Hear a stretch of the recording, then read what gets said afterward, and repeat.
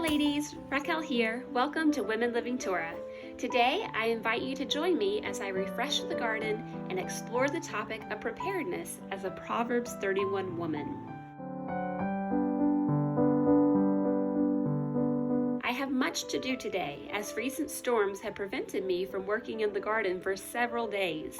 I need to weed all the beds, provide support for the tomatoes, prune several plants, and mow our living walkways. As I work, I am meditating on the Proverbs 31 woman. Verse 16 says, "She considers a field and buys it. With the fruit of her hands, she plants a vineyard." Before the Proverbs 31 woman can plant her vineyard, she must first consider whether she'll buy the field. As I looked over my own field this winter, my quarter-acre garden space, I too had to consider whether I would invest in it. Like everyone else, we have a lot happening in our lives, and our quarter-acre garden is a major time and labor commitment. Plus, when I should have been starting plants indoors and preparing the garden beds, I was instead laid up with first trimester nausea. I really wasn't sure I'd plant a garden this year. I tried to resign myself to letting the garden go, and with it, the hope of harvest and the ability to preserve homegrown foods. But I didn't feel peace in my spirit. Have you ever found yourself in a similar valley of decisions, trying to figure out what you should do, where you should place your energy, or what you won't regret? It's a good thing, actually. Proverbs 4:26 says, "Ponder the path of your feet, and let all your ways be steadfast." Sometimes there has to be disquiet in our spirits, a discontent with where we're at and with what we're doing, in order for the Most High to move us on to the next thing He has for us.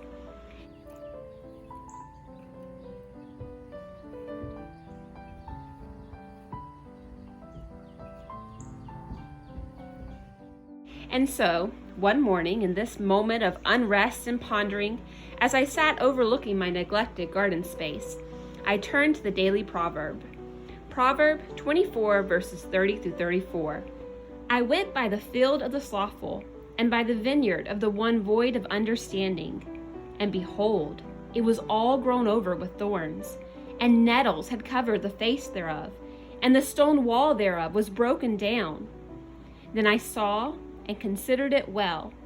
I looked upon it and received instruction. Yet a little sleep, a little slumber, a little folding of the hands to sleep. So shall your poverty come as a robber, and your want as an armed man." I looked up from the scriptures, and I felt understanding enter my eyes as I looked upon and considered my own garden in its untended state, and I received instruction. The slothful and the one void of understanding had the garden. They had considered the value of preparedness against poverty and want, and had begun a good work, but they failed to be steadfast in it. Planting the full quarter acre was not possible this year, as my husband had counseled, but I needed to do what I could to continue living a more sustainable, prepared life. Just because I can't do the ideal doesn't mean I can't do anything.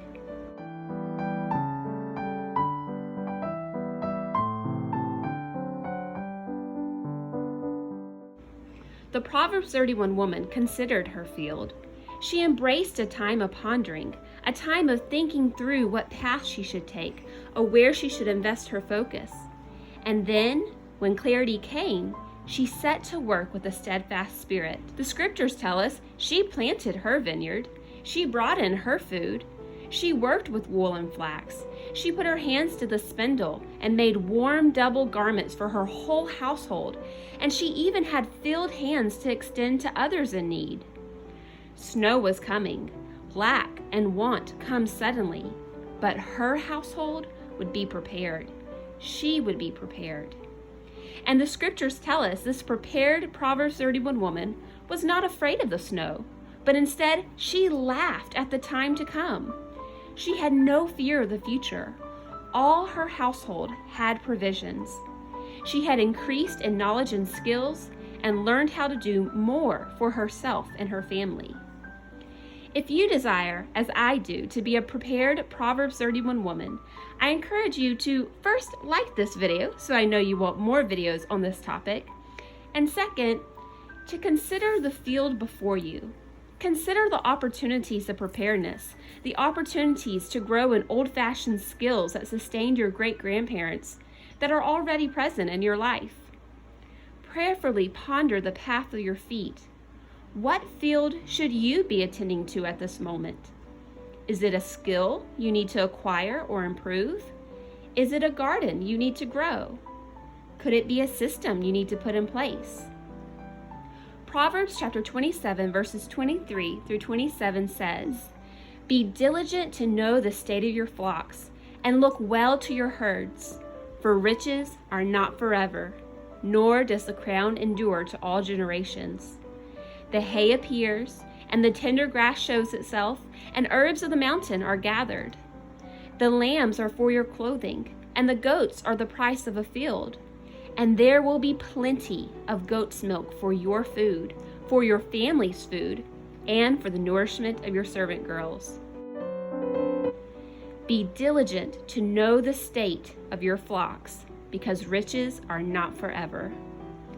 Take time to reflect on the state of your preparedness, to know where you're at. Consider what you already have and what you already know that you can work with or build upon. And then just take one step at a time. Do the next task in front of you. Be steadfast and dedicated in the path Yahweh lays before you, in the field you have acquired. And you'll notice the compound effect building your little actions into a bigger impact, growing you in preparedness as a Proverbs 31 woman. Ladies, I want to encourage you. I was dreadfully behind on planting a garden this spring, if I was going to. But when Yahweh gave me understanding, it sparked an energy and determination to be diligently obedient and consistent and to just do the next thing. I planted my first seeds March 19th. That's about a month later than I should for our area. And I had to buy tomato and pepper starts because I had missed the sowing times for those.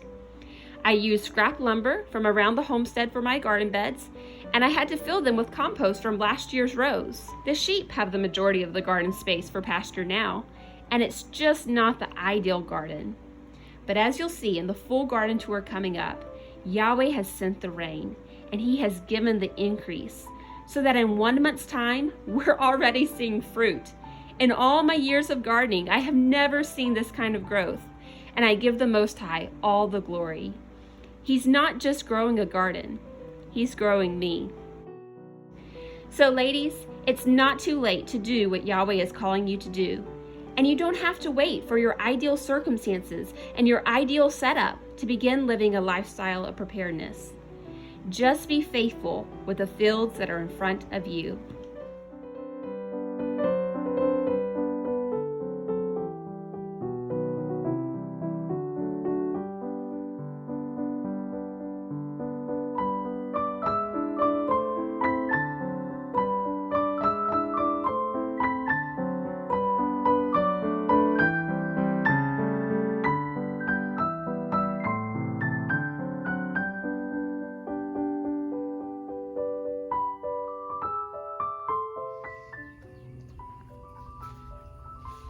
Now that we've cleaned up the garden, come on in and I'll show you what we have growing. As soon as you come into the garden, the first thing you'll be greeted by are all of the herbs in my herb spiral.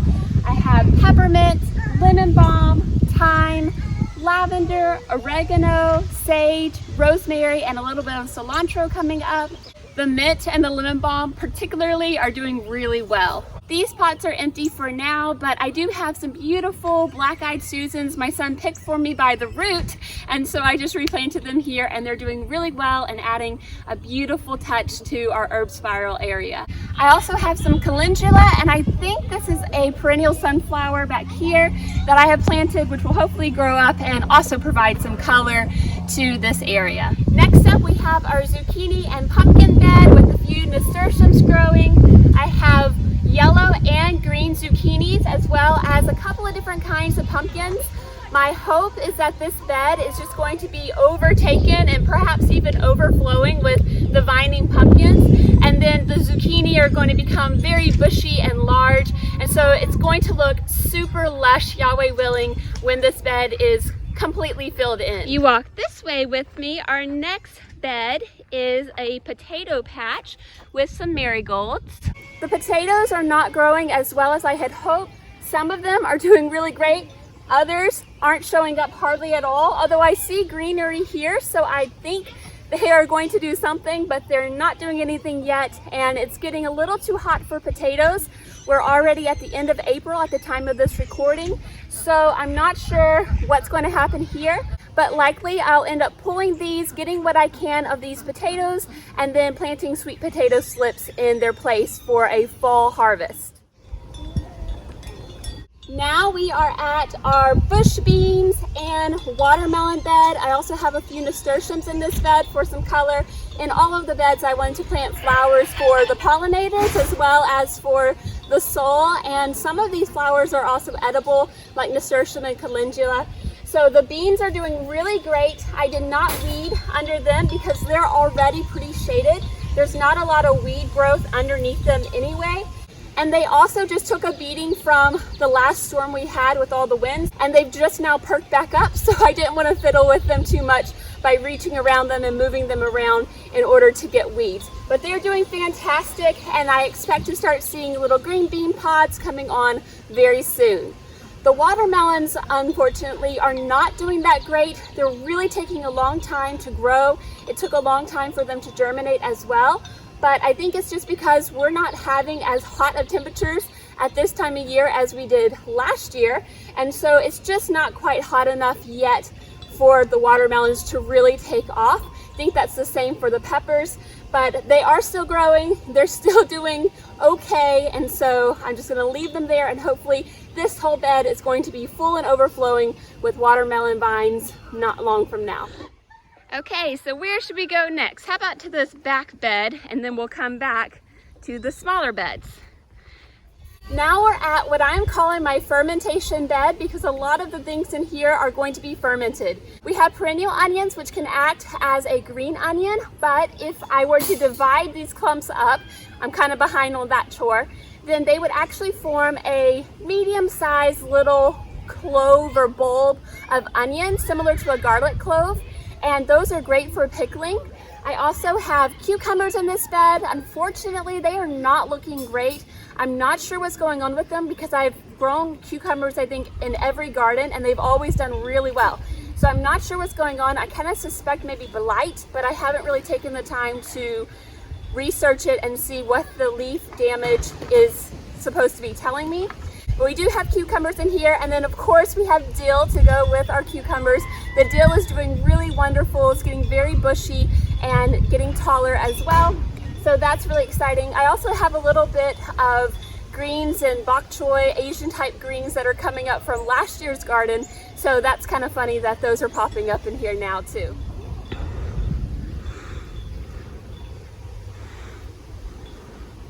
My final two small beds are basically a repeat of each other. They are jalapenos, basil, tomatoes, and then of course I have marigolds planted here as well. I have some onions that came up in this row from last year's garden, and so where they were in the beds I just left them. I planted some here because garlic is a good companion to tomatoes. Also have a little bit extra of tomato and dill that I just popped in here with some calendula. So hopefully those are going to do well in this pot. And then we have a pot of strawberries that are doing really well. For the most part, this bed is doing really well. The basil I'm having issues with. I'm not sure what's going on with it. I've never had issues with growing basil before. And then the jalapenos are trying to put on little peppers, and so I'm pitching those off until they can get a little bit stronger. I did transplant these peppers, and I noticed that they are somewhat stunted and they're not growing well, but I also think that might be related to the cooler temperatures we've had, and it just needs to get a little hotter and then they'll really take off. So for right now, I'm pinching off the flowers, and unfortunately any little jalapenos that we are already getting on them and allowing all of their energy to be directed to their roots. But the tomatoes are doing fantastic. It's amazing because you put them in the ground when they're like this big, and the next thing you know, they're 2 feet tall, putting on flowers, starting to produce fruit.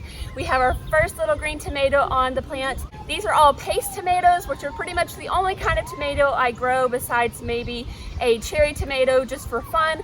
But this year, just the paste tomatoes, and they are doing fantastic. So that's what's in these 2 beds. The only other bed I have is this one. I haven't actually filled it in yet or planted anything into it because this scrap wood actually just came to us, and so I just haven't had a chance to fill it. I do have some volunteer kale that's come up in there, but I'm not quite sure what I'm going to plant in it yet because it was not planned. Other than our beds, along the fence line, I was hoping for a hedge of flowers. So I have planted different flowers, zinnias, cosmos, perennial sunflowers, all different kinds of flowers along here. And some of them are doing great, but they're only about that big right now. Some of them not so great. I also did a hedge of flowers last year, which mostly ended up being just bachelor buttons, and some of them have come back. For the most part, it's been a little disappointing with what came back from our flower hedge last year. So we're just going to have to wait for those flowers to get larger and to start to fill in this hedge.